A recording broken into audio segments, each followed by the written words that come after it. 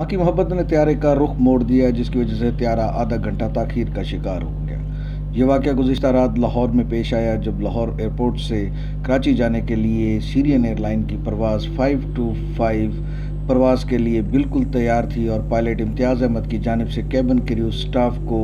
त्यारे के take off होने की कॉल भी दे दी गई, लेकिन ऐन उसी लम्हे एक मुसाफिर की जानिब से त्यारा रोकने की दरख्वास्त करते हुए कहा गया कि अभी अभी उसको अपनी लाहौर में मुकीम अपनी वालदा की शदीद अलील होने की इत्तला मिली है, जिसकी वजह से वो अपना सफ़र जारी नहीं रखना चाहता, जिसके बायस त्यारे के स्टाफ ने और पायलट ने एयरपोर्ट अमले से रब्ता किया और त्यारे को वापस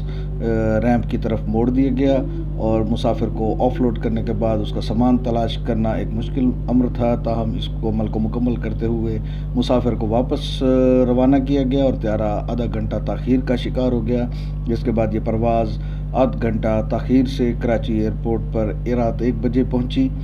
और इस दौरान मुसाफिर और उनके लवाहिकीन इंतज़ार करते रहे और फ़ोन कॉल्स बंद होने की वजह से परेशानी का शिकार भी रहे।